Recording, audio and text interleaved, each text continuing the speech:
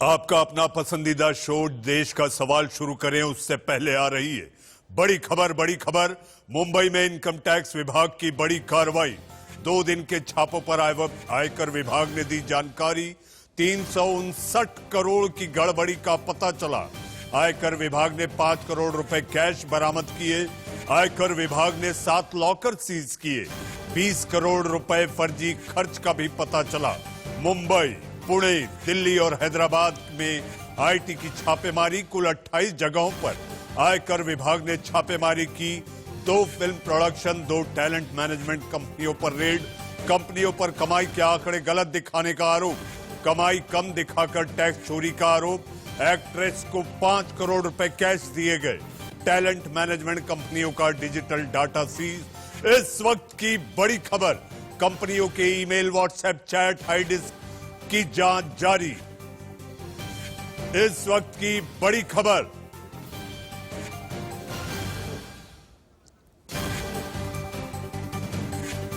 मुंबई में 2 दिनों से चल रहे आयकर के छापे को लेकर ताजा जानकारी के साथ हमारी संवाददाता प्रीति सोमपुरा मुंबई से हमारे साथ मौजूद हैं।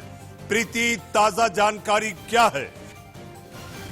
जो आज भी जो है लगातार दूसरे दिन जो है 22 जगह पर छापेमारी जारी की और अब तक जो जानकारी मिली है उसके मुताबिक 200 करोड़ से भी ज्यादा का गफला जो है इस पूरे इनकम टैक्स रेट में सामने आया है। ये सामने आया है कि उनकी जो अनअकाउंटेड इनकम जो सामने आई है उसकी छानबीन जो है फिलहाल की जा रही है। साथ में ही जो है 7 बैंक लॉकर्स को है सील कर दिया गया है। और इतना ही नहीं, लेकिन तापसी पन्नू के और अनुराग कश्यप के दफ्तर और ऑफिस में जो छापेमारी हुई थी उसमें भी कई सारे ऐसे डॉक्यूमेंट्स मिले हैं जिससे पता ये लगता है कि इन लोगों ने जो है अपनी मूल इनकम है वो छुपाई थी। यहाँ तक कि जो है 20 करोड़ के बोगस जो है बिल भी सामने आए हैं। मधु मंटेना के साथ में जो है विकास बहल के दफ्तर में भी छापेमारी हुई थी। तो करीब ये पूरा जो सामने आया है 200 करोड़ से ज्यादा की अनअकाउंटेड इनकम जो है इस पूरे छापेमारी में सामने आई है। मनीष, प्रीति, ये सारे लोग जिनके यहाँ छापेमार कार्रवाई चल रही है आयकर विभाग की, क्या इनमें से किसी से आपकी कोई बातचीत हुई? ये लोग कहाँ पर हैं? देखिए, अगर बात करें तापसी पन्नू और अनुराग कश्यप की तो दोनों ही इस वक्त जो है पुणे में है, क्योंकि उनकी फिल्म की शूटिंग चल रही थी और कल ही जो है करीब 5 घंटे तक दोनों की पूछताछ की गई थी और साथ में ही जो है उनके लैपटॉप और मोबाइल फोन भी जो है जब्त कर दिए गए हैं। इसके अलावा अगर बात करें विकास बहल और मधु मंटेना की तो दोनों ही मुंबई में है। मधु मंटेना की हैदराबाद स्थित दफ्तर में भी जो है इनकम टैक्स ने छापेमारी की थी। जी प्रीति, इसके साथ साथ हम आपसे जानना चाहेंगे, देश के 4 बड़े शहरों में मुंबई, पुणे, दिल्ली और हैदराबाद में छापे की कार्रवाई चल रही है। ऐसे में आयकर विभाग के पास 359 करोड़ की हेराफेरी। जी हाँ, ये 2 बड़ी खबरों के बाद आइए हम बढ़ते हैं अपने देश के सवाल की ओर। जी हाँ, जो दीदी को छोड़ गए उन्हें हम देख लेंगे, बदला भी लेंगे, बदलाव भी करेंगे। जी हाँ, ममता के लोग सुधर जाओ वरना हाथ पैर तोड़ देंगे। तो वहीं टीएमसी के नेताओं ने कहा, बंगाल मांगोगे तो चीर देंगे। जी हां, अगर आपने टीएमसी को वोट नहीं दिया तो खून बहेगा। इसी को लेकर मचा बवाल, तो हम लेकर आए देश का सवाल। नमस्ते, मैं हूं मनीष अवस्थी, हाजिर हूं आपका अपना पसंदीदा डिबेट शो देश का सवाल लेकर। बंगाल में जैसे जैसे चुनाव नजदीक आ रहे हैं वैसे वैसे सियासत तेज होती जा रही है। टीएमसी विधायक हमीदुल रहमान का वोटर्स को धमकी देने का एक वीडियो वायरल हो रहा है। इस वीडियो में हमीदुल रहमान कह रहा है कि जिसका नमक खाते हैं उससे नमक हरामी नहीं करते। इतना ही नहीं, हमीदुल रहमान ने धमकी देते हुए कहा कि धोखा देने वालों से चुनाव के बाद यही मुलाकात होगी, जिसको लेकर बीजेपी के नेता चुनाव आयोग से मिलने पहुंचे। चुनाव आयोग से मिलने के बाद बीजेपी के बंगाल प्रभारी कैलाश विजयवर्गीय का बयान आया। कैलाश विजयवर्गीय ने कहा कि ममता भी अपने भाषणों में खेला होवे का जिक्र करती हैं। इसका मतलब है चुनाव में बूथ कैप्चरिंग है। लवण खाए तार किन्तु बेईमानी करते नहीं, निमक हरामी करते नहीं। যারা বেঈমানি করবে ইলেকশনের পরে তাদের সঙ্গে দেখা হবে। বেঈমানদের সঙ্গে খেলা হবে আমাদের, বেঈমানদের সঙ্গে খেলা হবে আমাদের। আমরা পুনরায় বাংলার মেয়ে মমতা ব্যানার্জি কন্যাকে আমরা মুখ্যমন্ত্রী দেখতে চাই এই বলে प्रधानमंत्री जी की सभा के बाद उसी स्थान पर हुबली में हुई सभा के दौरान पश्चिम बंगाल की मुख्यमंत्री ममता जी ने वहां सभा की और कहा कि चुनाव आयोग तो ठीक है, हम तो खेला करेंगे और ये खेला होवे। अब खेला क्या होवे, इसका मतलब है पोलिंग बूथ पे कब्जा। खेला क्या होवे, मतदाताओं को डराना। खेला क्या होवे, निष्पक्ष चुनाव नहीं होना। ये सब खेला करने की कोशिश टीएमसी करना चाहती है और इसी बात को ध्यान में रखते हुए हमने सारी जानकारियों से अवगत कराया। एक प्रधानमंत्री जी हां, देख लेंगे और खेला हो बे। बंगाल की सियासत में फुरफुरा शरीफ के मौलाना अब्बास के बाद एक और मौलाना की एंट्री हुई। अब्बास सिद्दीकी तो कांग्रेस लेफ्ट के साथ चले गए, लेकिन ममता ने पूर्व मेदनापुर के हुसैनी दरगाह शरीफ के मौलाना हुजूर पाक से हाथ मिलाया है। टीएमसी के नेता अशोक चक्रवर्ती ने बाकायदा दरगाह जाकर उनसे मुलाकात की। मौलाना हुजूर पाक का संबंध अजमेर शरीफ की दरगाह से है। उनका दावा है कि उनके मनाने वाले सिर्फ मुस्लिम ही नहीं बल्कि हिंदू अनुयायी भी हैं, जिसका सीधा फायदा टीएमसी को मिलेगा। हुसैनी दरगाह शरीफ के उर्स में हर साल करीब 5 लाख लोग शिरकत करते हैं। अब मौलाना हुजूर पाक ने खुलेआम ममता का साथ देने का वादा कर टीएमसी में एक नई जान फूंक दी है। ये तब हुआ है जब फुरफुरा शरीफ के कांग्रेस लेफ्ट के साथ जाने से ममता की टेंशन बढ़ी हुई थी। एक ठो महिला को लिए पूरा केंद्रीय सरकार चलाया, ये तो क्या बात है कि इंडिया पाकिस्तान हो गया ना, युद्ध हो गया। मैंने चाइना का इंडिया में युद्ध हो गया, तो एक औरत को साथ तो पूरा कैबिनेट आ गया, पूरा ईडी बोलो सीबीआई बोलो, हर चीज में दीदी हैट्रिक करेगा। खेला होगा, लेकिन खेला होगा दीदी हैट्रिक भी करेगा। टेस्ट प्लेयर भी है, दीदी टेस्ट प्लेयर की भी उधर है, और 50 ओवर भी खेलता है, अब T20 भी खेलता है।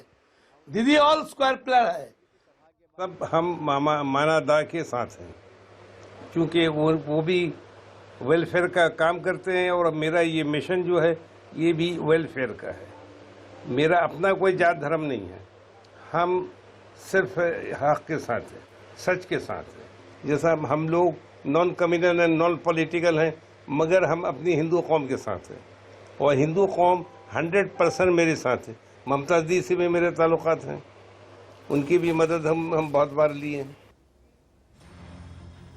जी हां, अल्पसंख्यक वोट बहुत मायने रखते हैं, यानी कि 30% वोट पर किसका होगा कब्जा, इसी को लेकर बंगाल की सियासत में लगातार घमासान मचा है। इसी पर चर्चा करने के लिए हमारे साथ मेहमानों का पैनल है। पैनल में बीजेपी के प्रवक्ता मनोज यादव हमारे साथ हैं।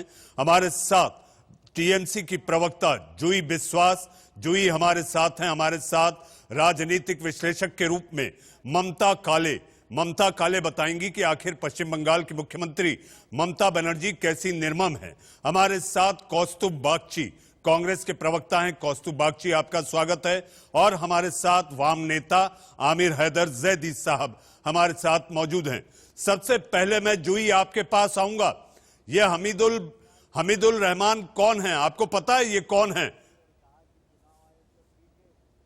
जी, मैं आपको पहले बोल रही हूँ कि ये किसी का व्यक्तिगत मतलब ये जो चुनाव प्रचार है, चुनाव प्रचार के अंदर कोई भी नेता जाके कोई टीएमसी हो, बीजेपी हो या कांग्रेस सीपीएम हो, अपने राय रख रहे हैं, लेकिन वो दल का प्रवक्ता नहीं है। उनका जो बात है वो दल में वो कोई मोहर नहीं लगाया गया है। वो अपनी बात अपने रैली में बोल रहे हैं। सब जूही वो टीएमसी के विधायक है, जूही टीएमसी के विधायक हैं और जिस तरह से जुबानी जहर उगल रहे हैं, ये साफ बताता है कि आने वाले समय में हिंसा का दौर फिर भड़कने वाला है।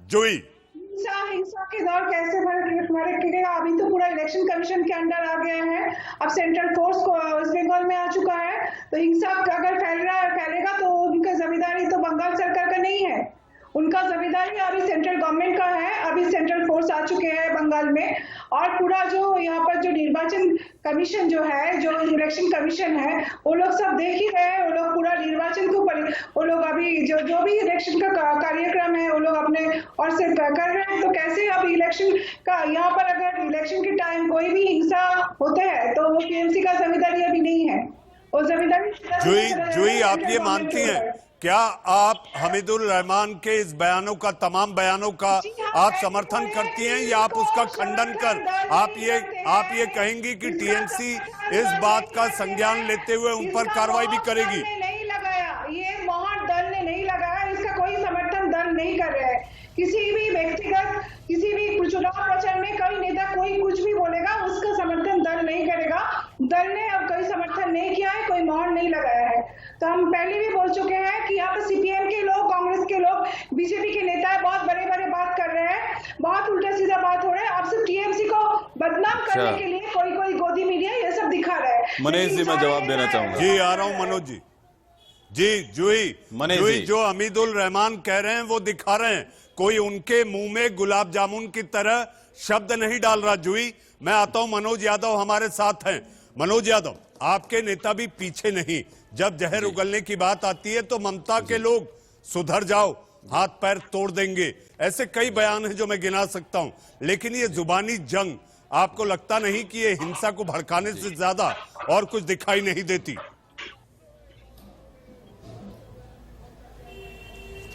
देखिए मनीष जी, रक्त चरित्र बंगाल खून से है क्यों अक्सर हम लोग बार बार बोलते रहे हैं कि ये रक्त चरित्र से जो रक्त रंजित हो चुका है बंगाल, मां माटी और मानुस की जो राजनीति करते हैं वहां की माटी लहूलुहान हो चुकी है, मानुस वहां त्राही त्राही कर रहा है। और जो ये बोले हैं हमीदुल रहमान, जो बोल रहे हैं कि वहां देख लेंगे, देख ले का मतलब ये होता है कि वहां सरकार अगर आई तो इनको निपटा दिया जाएगा, यानी राजनीतिक हिंसा की ओर संकेत कर रहे हैं। और उस कुछ दिन पहले मदन मित्रा ने कहा था कि अब बंगाल मांगोगे तो चीर देंगे, किस तरह की भाषा का प्रयोग कर रहे हैं। और अभी इलेक्शन कमीशन तो अभी आचार संहिता लागू हुई है, मैं आपसे पहले बताता हूं, कुछ तथ्य बताता हूं क्या क्या हुआ है यहां पर। देखिए 2018 में 600 घटनाएं हुई है, हिंसक घटनाएं हुई है, जिसमें 23 मौतें हुई है, उस समय ममता दीदी की सरकार थी। 2019 में 852 घटनाएं हुई है, 61 मौतें हुई है, ममता दीदी की सरकार थी। 2020 के अंदर 663 घटनाएं हुई, हिंसक घटनाएं हुई, वारदातें हुई, 57 लोगों की निर्मम हत्या हुई है। 2021 के अंदर 23 वारदातें हो चुकी है और 2 हत्या हो चुकी है। ये बताइए, ये जो तथ्य बता रहे हैं, जो वहां का जो गृह मंत्रालय ने जो रिपोर्ट पेश किया चुनाव आयोग को, उस समय तो कानून व्यवस्था ममता दीदी के हाथ में थी। देखिए मनीष जी, पश्चिम बंगाल के अंदर जो मौत का तांडव चल रहा है, राजनीतिक हत्याएं की जा रही है, चाहे वो कांग्रेस कार्यकर्ताओं की हो, चाहे भारतीय जनता पार्टी के कार्यकर्ताओं की। 125 से ज्यादा हमारे कार्यकर्ताओं की निर्मम हत्या कर दी गई, हमारे राष्ट्रीय अध्यक्ष के ऊपर हमला किया गया। तो ये किस तरह की राजनीति हो रही है? वहां पर गुंडा तंत्र हावी है, वहां सिंडिकेट चल रहा है, वहां माफिया राज चल रहा है। और मैं तो यहां तक कहूंगा कि वहां लैंड माफिया की जगह लैंड जिहाद भी चल रहा है। उनके जो राजनीतिक नेता है वहां पर किस तरह से जमीनों पर कब्जा कर रहे हैं, और जिस तरह की चीजें वहां पश्चिम बंगाल में चल रही है, निर्वाचन आयोग भी देख रहा है। की जमीन पर कब्जा करने के लिए ही बंगाल गए ममता दीदी, आप भी टीएमसी की जमीन पर कब्जा करने के लिए ही बंगाल गए मनोज जी? देखिए हम कब्जा करने नहीं गए मनीष जी, पश्चिम बंगाल में हम केवल और केवल जनता के दिलों पर राज करने के लिए गए। जनता का जनाधार हमारी तरफ है, जनता हमें प्यार से देख रही है, वो जानती है अगर कोई विकास कर सकता हो भारतीय जनता पार्टी कर सकती है। सबका साथ सबका विकास कोई कर सकता है, सबके विश्वास के साथ आपकी बातों पर मनोज यादव को विश्वास नहीं, आपकी बातों पर मनोज यादव को विश्वास नहीं। जूही विश्वास, देखिए ये जो इतने बड़े बड़े भाषण यहाँ पर दे रहे हैं बैठ के भारतीय जनता पार्टी के प्रवक्ता, उनसे पूछिए कि बीजेपी तो अरे भाषण नहीं है, ये भाषण नहीं है, ये गृह मंत्रालय का रिपोर्ट है, ये गृह मंत्रालय का रिपोर्ट है, ये भाषण नहीं दे रहे, ये भाषण नहीं दे रहे। जिस तरह से आप वहां पर जंगल राज बना हुआ है, वह गुंडा तंत्र हावी है, वह बम तंत्र हावी है, पश्चिम बंगाल के अंदर बम तंत्र हावी है, गुंडा तंत्र हावी है। जिस तरह सिंडिकेट चल रहा है, माफिया राज चल रहा है, माफिया राज चल रहा है, बुआ और बबुआ की सरकार चल रही है, और किस तरह से कोल माफिया का काम कर रहे हैं। ये रुजिरा बनर्जी, अभिषेक बनर्जी की जो पत्नी है, वो किस तरह से कोयला माफिया का जो खेल चल रहा है। पश्चिम बंगाल के अंदर केवल और केवल बुआ बबुआ की सरकार है, पश्चिम बंगाल को माटी को लहूलुहान करने का काम किया है, आमार सोमार बांग्ला को बदनाम करने का प्रयास किया है। रविंद्रनाथ टैगोर के बंगाल को, सुभाष चंद्र बोस के बंगाल को बदनाम करने का काम किया है। और यही वही काम कर रहे हैं जो लेफ्ट पार्टियां करती थी, जिन लेफ्ट पार्टियों ने 30 मनोज यादव,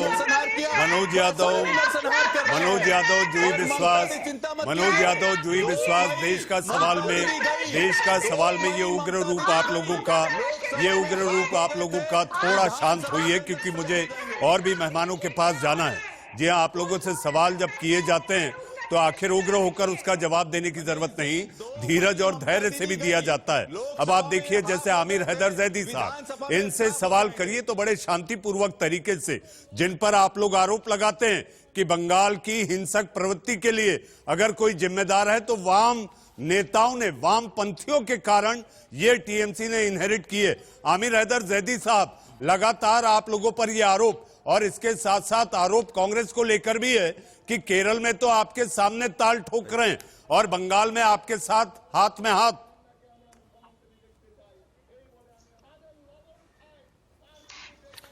देखिए, टीएमसी वाले अगर जिहाद कर रहे हैं तो बीजेपी वाले धर्म युद्ध छेड़ रखा है। दोनों का शब्द ये ढूंढ ले, जिहाद किसे कहते हैं और धर्म युद्ध किसे कहते हैं।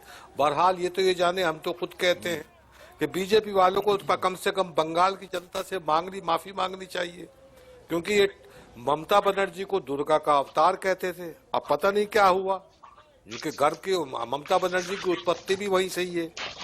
दूसरे ये कि लोग दरगाह में आस्था रखते हैं, दरगाह पे बैठे हुए किसी मुजाविर में या मुतवल्ली में आस्था नहीं रखते। तो ये कहना कि फला दरगाह का इन्फ्लुएंस फला जगह है, तो दरगाह का इन्फ्लुएंस दरगाह के पीर का इन्फ्लुएंस है, दरगाह का है, दरगाह के मुजाविर का कोई इन्फ्लुएंस नहीं होता है। बंगाल की जनता पिछले 10 वर्षों से और देश की जनता पिछले 7 वर्षों से खेला ही तो देख रही है कि ये खेला चल क्या रहा है। ये गैंगवार है। मैं बार बार कहता हूं, पिछले 3 साल से कह रहा हूं कि बंगाल के अंदर गैंगवार हो रहा है, राजनीति नहीं होती है। राजनीति अभी भी कुछ हमारे मित्रों को बुखार है वामपंथ का। वामपंथ के जमाने के अंदर ममता बनर्जी स्कूटर पे घूमा करती थी, आज बीजेपी के राष्ट्रीय अध्यक्ष बुलेट प्रूफ गाड़ी में घूमते हुए घबराते हैं। तो ये अंतर वामपंथ का नजर आता है। वामपंथ विचारधारा की राजनीति हुई थी आपके 3 दशकों के शासनकाल में। सर एक सेंटेंस और कह लूं, जुई विश्वास मनोज जी, जिस तकनीक के फॉर्मेट पर हम ये देश का सवाल करा रहे हैं, आपके मन में अगर जवाब देने की किसी भी सवाल को लेकर बात है तो वो आप नोट करें, क्योंकि एक समय एक बोलेगा तो ही बेहतर होगा। लाखों करोड़ों दर्शक आपको देख और सुन रहे हैं, और आपके दूसरे पैनलिस्ट भी आपकी बातों को धीरज और धैर्य से सुन पाएंगे। तो एक वक्त पर एक बोले तो ज्यादा बेहतर होगा। जैदी साहब अपनी बात पूरी करें तो मैं ममता काले और कौस्तुभ बागची की ओर बढ़ूं।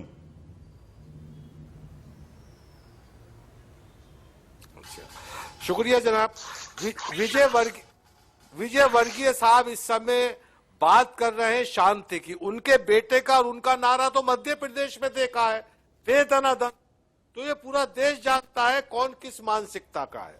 रही हिंसा की बात, कम्युनिस्ट पार्टी पे आरोप लगाते हैं जब केरल के अंदर सत्ता परिवर्तन हुआ था। भाई ये बीच बीच में बोल रहे हैं, हम चुप हो जाते हैं।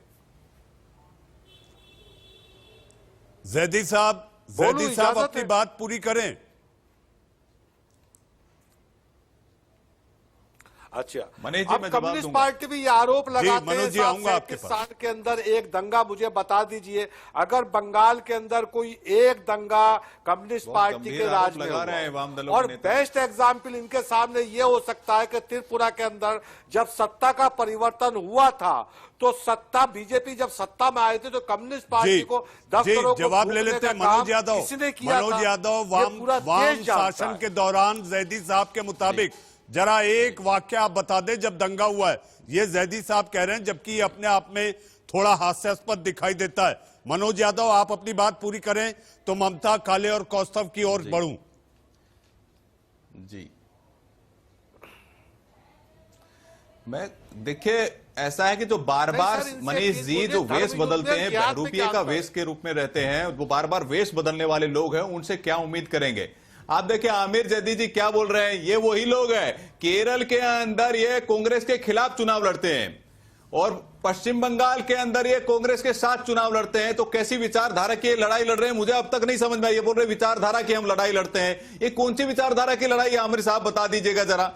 और इनके 3 दशक के शासनकाल में 30,000 से 34,000 के आसपास लोगों की 34,000 के आसपास लोगों की हत्या हुई थी। और ये लोग बोल रहे हैं ये पार्टी तो आपको पता होगा लोकसभा के अंदर इनका जनाधार खिसक चुका है, एक सीट के ऊपर मात्र इनकी मनोज जी आपकी बात को आगे बढ़ाने के लिए गायब हो गए, आपकी बात को आगे बढ़ाने के लिए हमारे साथ ममता काले भी है। ममता काले राजनीतिक विश्लेषक के रूप में है और उनकी विचारधारा आपकी से मिलती जुलती है। ममता काले, ममता जी मैं आपके हाथ को देख रहा हूं, आप लगातार हैंडसेट अपने कानों में लगाए हुई हैं, आपका हाथ दर्द दे सकता है, तो मैं पहले आप ही के पास आता हूं। कौस्तव थोड़ा इंतजार करना होगा। ये पश्चिम बंगाल को लेकर आप निश्चित है, मुझे पता है कि आप निर्मम ममता से शुरू करेंगी, लेकिन आरोप आप पर भी है हिंदू मुसलमान करने में आप लोग भी पीछे नहीं है।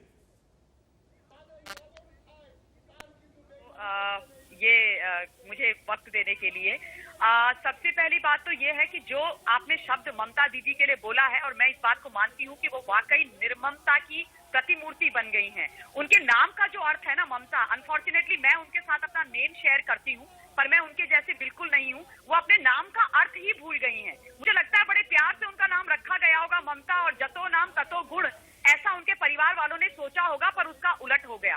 अब मैं 2-3 चीजें बोलना चाहती हूँ। ममता दीदी जब कांग्रेस और लेफ्ट का विरोध करके ये बोल करके सत्ता में वेस्ट बंगाल में आई थी कि इन लोगों ने जो अराजकता और रक्त रंजित होलियां यहाँ पर खेल करके राजनीति करी है मैं उसको खत्म करूंगी, वो दीदी ने सोनार बंगला की बात करी, माँ माटी मानुष की बात करी। और मनीष जी आज विडंबना देखिए आप, मुझे भारतीय जनता पार्टी के आप चुनावी रथ तोड़ते हो वो एक चीज है, लेकिन जब उसी भावना से आप एक 80 वर्ष की बुजुर्ग माता के घर में घुस के उनको तोड़ने की हिम्मत से जाते हो, टीएमसी के गुंडे, वो मुझे दर्द देता है मनीष जी। 80 ममता जी टीएमसी ने इसका खंडन किया। उनका ये कहना है ये घरेलू हिंसा है। मुझे ऐसा लगता है आप 85 वर्ष की वृद्धा के साथ जो हुआ है उसको लेकर आप उसका जिक्र कर रही हैं। टीएमसी ने इसका खंडन किया है कि ये घरेलू हिंसा का मसला है। ममता काले मनीष जी उनकी तो आदत है कि वो हर बार पहले छापामारी करते हैं, मार कुटाई करते हैं, उसके बाद उसका खंडन कर देते हैं। जैसे उन्होंने 130 से 35 भाजपा के कार्यकर्ता मार दिया, वो कहते हैं कि हमने नहीं मारा। तो ये घरेलू हिंसा की बात नहीं है, ये उन वृद्ध माता जी ने खुद से बात बोली थी। दूसरी बात मैं एक और चीज बता देना चाहती हूँ। अभी जो मेरी टीएमसी की बहन बोल रही थी और वो कह रही थी कि जो हमीदुल उनके जो एमएलए हैं उन्होंने जो बातें बोली वो उनका व्यक्तिगत मत था। अगेन ये इनकी आदत है। अभी मैं आपको याद दिलाती हूँ, कल्याण बनर्जी जो इनके मेंबर ऑफ पार्लियामेंट हैं, मनीष जी, उन्होंने कितनी विवादित और कितनी घटिया और कितनी छोटी बात सीता मैया के बारे में बोली थी। किस तरीके की बात उन्होंने हिंदू संस्कृति के बारे में बोली थी। और उसके बाद ममता जी मुझे सुर्खियों से जाने से पहले मुझे कांग्रेस के प्रवक्ता कौस्तव बागची को भी लाना होगा। ममता जी आपकी बात जूही बिस्वास ने सुनी है और जब मैं दोबारा जूही बिस्वास के पास जाऊंगा तो सारे पैनलिस्ट के जो भी सवाल रहे हैं उनका वो जवाब देंगी। कौस्तव बागची, आखिर ये विचारधारा को लेकर कैसा विरोधाभास, केरल में कुछ और पश्चिम बंगाल में कुछ? नहीं, पहले सुन लीजिए। पहले तो इतने बीजेपी के प्रवक्ता जो है ना, मैं जूही को भी उसमें काउंट करता हूं, बीजेपी का बी टीम ही है तृणमूल। तो इतने सारे बीजेपी के लोग सब बोले हैं तो मेरे को थोड़ा टाइम मिलना चाहिए, मैं बोलना चाहता हूं कुछ।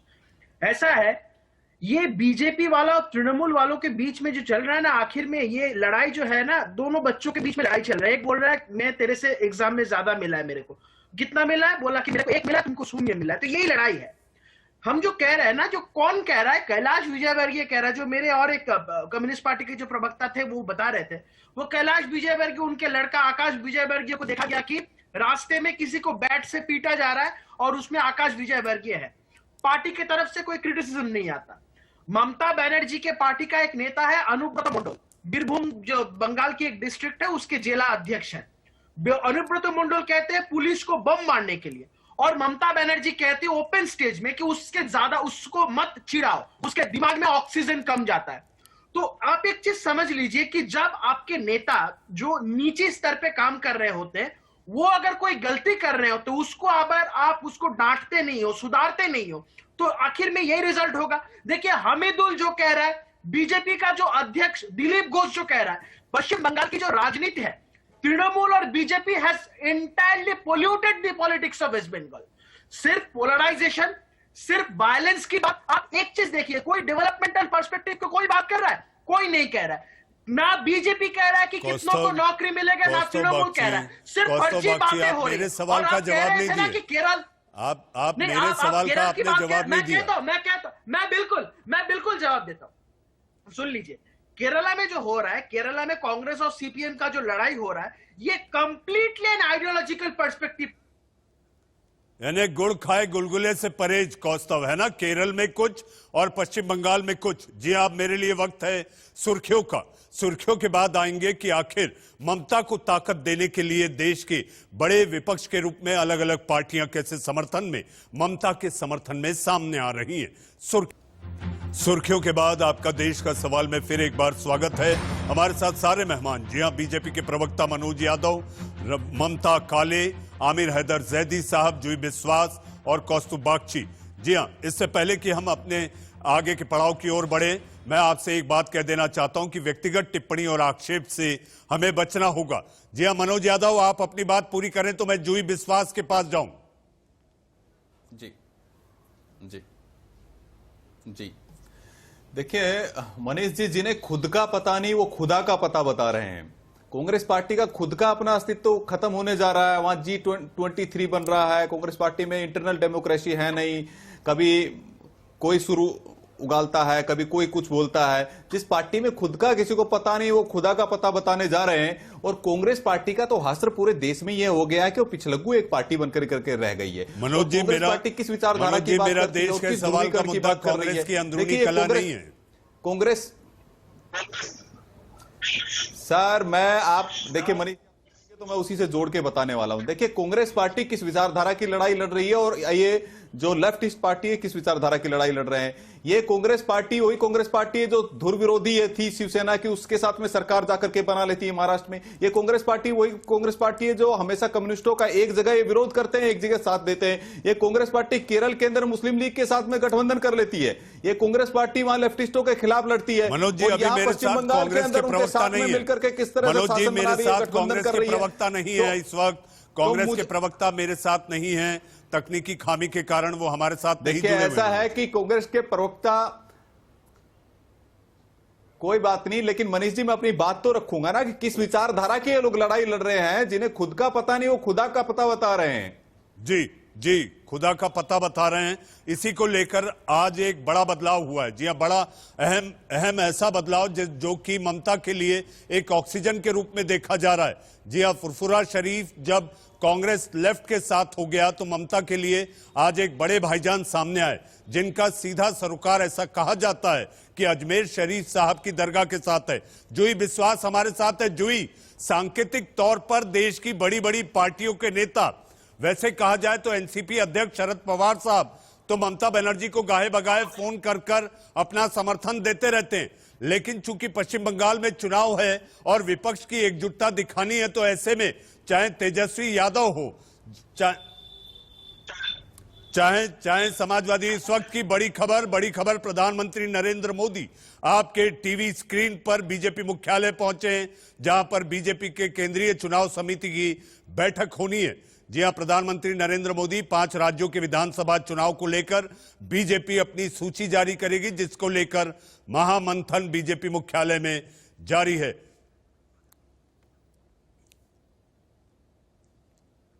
जी हां, इन ताजा तस्वीरों के साथ वापस जुई मैं आपके पास आऊंगा।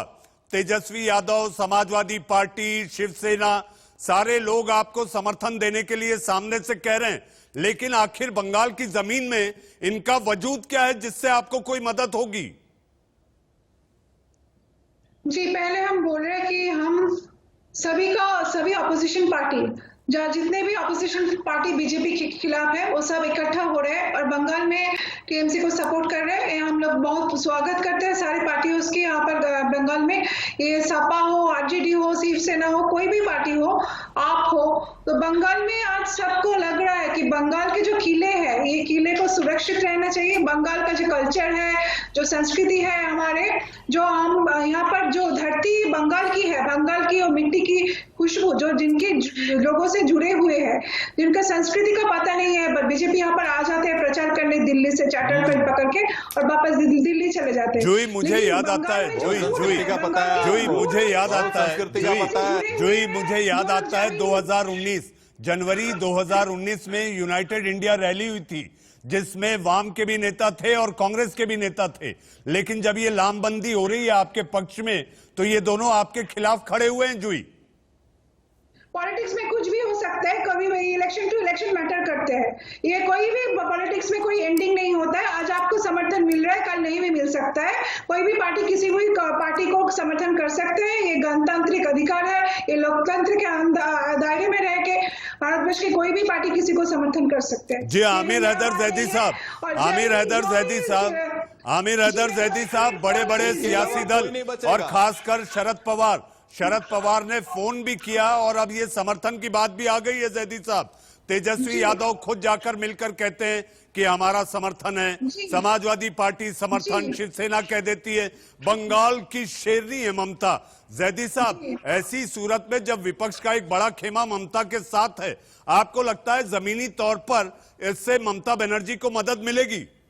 जरूर मदद मिलेगी। बंगाल मैं जैदी साहब, आमिर हैदर जैदी से मेरा सवाल है। जुई, पहले हमको बोलने का मौका तो दीजिए। आप इतना सवाल पूछेंगे, मुझे और भी मेहमानों के पास जाना है। जुई, कितना बोलेंगे आप? दे दे तो उसके बाद आप दूसरे मेहमान के पास जाइएगा।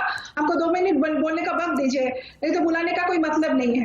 पहली बात तो ये है कि हम आपको बोल रहे हैं कि यहाँ पर कोई भी पार्टी हमको बाहर से समर्थन देते हैं तो हम लोग स्वागत करते हैं। बंगाल की धरती, हर एक यहाँ पे जमीन में यूपी के लोग रहते हैं, महाराष्ट्र के लोग रहते हैं, आज जुई बहस का आखिरी पड़ाव है और मुझे सारे मेहमानों को इसमें शामिल करना है। आमिर हैदर जैदी साहब, विपक्ष लामबंद हो रहा है, ऐसी सूरत में आपको लगता है कि टीएमसी को ताकत मिलेगी? जैदी साहब, देखिए, अच्छी बात है कि विपक्ष लामबंद हो रहा है, लेकिन विपक्ष लामबंद हो रहा है, सत्ता लामबंद थोड़ी होगी। दूसरे अपने स्वतंत्र सब अपनी अपनी पार्टी के लिए। अब बीजेपी, हमारे ऊपर आरोप लग रहा कांग्रेस और हमारे रिश्ते को लेके, लेकिन बीजेपी के साथी बताएंगे कि बीजेपी के साथी नीतीश कुमार बंगाल में क्या करने जा रहे हैं, या एलजेपी और दूसरे राज्यों में क्या करने जा रही है, बंगाल में अलग, बिहार में अलग क्यों लड़ रही थी। तो ये राजनीतिक दल है, सबकी अपनी अपनी सोच होती है, उसके हम उसमें सब स्वतंत्र हैं। दूसरे मेरे बीजेपी के मित्र बताएं कि पूरे मुल्क के अंदर ये टीवी डिबेट में, पब्लिक मीटिंग में कहते हैं कि ये चुनाव नहीं है, धर्म युद्ध है। तो मैं आज इनसे ये पूछना चाहता हूं, धर्म युद्ध में और जिहाद में अंतर क्या है? दोनों पूरे में सवाल है। अल-कायदा हो या ISIS हो, वो कहता है हमने जिहाद छेड़ रखा है, ये कहते हैं हमने धर्म युद्ध छेड़ रखा है। ये धर्म युद्ध है हिंदुस्तान के अंदर। तो मेरे मित्र ये बताते धर्म युद्ध का अर्थ क्या होता है? मनोज यादव थोड़े में आमिर हैदर जैदी का जवाब दें तो मुझे 2 मेहमान और हैं, ममता काले और कौस्तुभ बागची के पास जाना है। संक्षेप में जवाब दीजिएगा। जी, मैं बहुत संक्षेप में जवाब दूंगा। देखिए मनीष जी, पहला विषय तो यह है कि 2019 में लोकसभा से पहले भी जो फ्यूज ट्यूबलाइट है उनकी एक झालर इकट्ठी हुई थी ठगबंदर बनाने के लिए, उसमें भी ये लोग परास्त हुए थे। धर्म युद्ध का अर्थ बता दीजिए आप मुझे। दूसरा भी इसमें बोल रहे हैं धर्म युद्ध क्या है और जिहाद क्या है। मैं जवाब दे रहा हूं। अरे आमिर हैदर, आप देख, धर्म युद्ध क्या है? धर्म होता है कर्तव्य के लिए लड़ना, और जिहाद क्या होते हैं? जिहाद होता है एक दूसरे को मारना, एक दूसरे को गला काट देना, उसका गला रेत देना, सरिया कानून लागू करना। और धर्म युद्ध है अपने कर्तव्य पथ पर आगे बढ़ना, जनता के भले के लिए आगे बढ़ना। तो हम लोग धर्म युद्ध लड़ रहे हैं, जिहाद नहीं कर रहे हैं। ये आतंकवादी लोगों का समर्थन आप करते हैं। मनोज यादव, आमिर हैदर जैदी साहब, मेरे पास वक्त की कमी है, मेरे पास वक्त की कमी है। कौस्तुभ बागची, विपक्ष लामबंद हो रहा है, कौस्तुभ बागची कांग्रेस लेफ्ट और अब्बास सिद्दीकी के साथ आपके बड़े नेता बंगाल में कब अपना प्रचार शुरू करेंगे?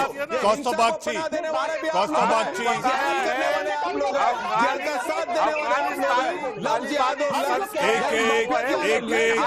एक शाब्दिक उग्र होने की जरूरत नहीं, शाब्दिक उग्रता की जरूरत नहीं।